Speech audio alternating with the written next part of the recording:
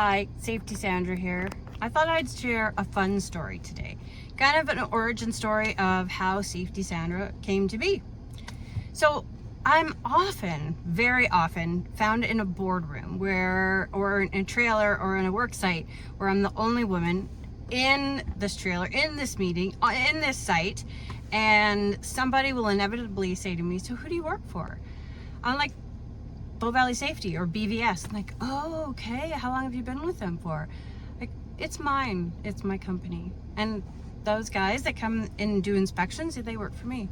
Like, oh, because it's so funny because you don't often see it. I mean, fair to them, right? It's kind of an odd animal in the construction industry to be woman and head of safety companies. So that's always fun to tell them that.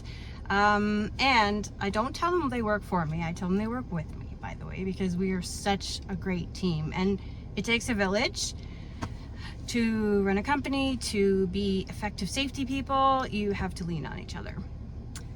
So how did Safety Sandra come to be, though? So 2003, went way back, I was in HR, and I was, the role was a little boring.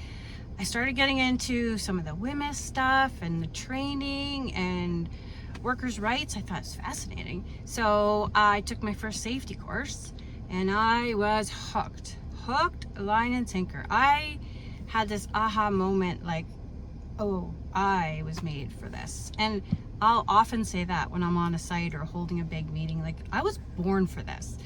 And much to the chagrin of a lot of site superintendents, I'll say, I can't shut this off. I'm sorry. They'll say to me sometimes, like, would you stop watching? Would you stop looking for things? I'm like, I'm sorry, I can't turn it off. Safety Sandra just kind of came to that naturally, and I just kept hearing Safety Sandra, Safety Sandra. Like, I like it. I can wear it. I am it. The only drawback to that is the acronym is the SS, which is not good. So I won't say it initially, and I won't bring that that analogy because that's not good.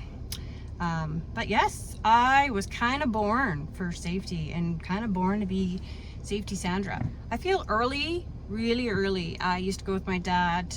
He was in polymers and research and development in the auto industry, and I would go to the plant with him, and it was visceral. Like, I can only describe it now, is you could smell it. It would just overcome you. The heat, the contaminants in the air, you could smell it, you could taste it. Like it was polymer, right? Like melting polymer. So it's a smell, a taste I'll never ever forget.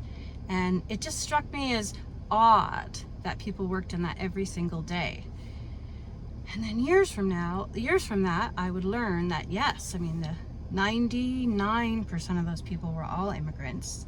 A large portion of them were women, and there was no asking. There was no safety. There was no workers' rights. They did what they needed to do to feed their families.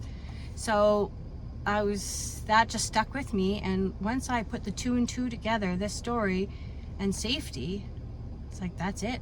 I'm not doing anything else the rest of my life. So that's it was it. And yeah, it's just something that sticks with me.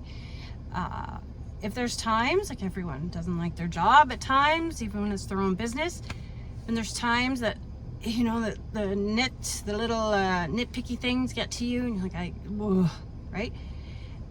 The why will always come back. And if you lose your why, then there's really no reason to stay with that field or that industry or that job. And my why always comes back, unfortunately. Fortunately and unfortunately. When I hear of a really bad fatality, which is 100% preventable, it makes my blood boil. It just does me in. I take that on, and I just can't shake it. And I think that's a good thing. And I'm so fortunate, and our role here in this company is I could stand up in front of 50, 80 guys and speak my truth. Say, hey, like, we had this guy die in a trench yesterday, and it was actually a year ago last month, but there's no reason why this should have happened. And I speak it because I feel it and I know it and I want to share it and I want everyone to hear.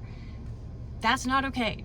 And that's my why. And that's why I keep going, and that's why I'll keep getting in your business. I always say the superintendents when I come on their site, I'm here, get in your business. Like, you got to make it funny. Like, if safety, if you are I'm gonna swear, I can't swear.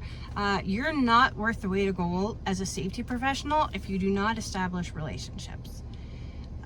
There's different ways to do that for every single job site and every single supervisor and every worker. But if you don't establish those relationships, you know, you're just might as well just be singing out to the ether, because nobody's going to listen to you. Nobody's going to give you any credibility. You have to establish a relationship. And then you tell them that this is the legislation or this is not okay, and then problem solve with them if you have time and if you're in that role. But, you know, everything can be problem solved. We can figure out a way. I mean, that may not be that safety person's role. They may just be there to check compliance. But if you are so fortunate as us, we have many clients that we troubleshoot with, and we have that opportunity to say, hey, you know, this isn't really the way it should go, so let's try to think of ideas that we can improve this together. Or I'm going to help you come up with ideas and you're going to do it. That's pretty much the way. So yes, my whys always come up. Is there parts of my job that drive me nuts? Absolutely.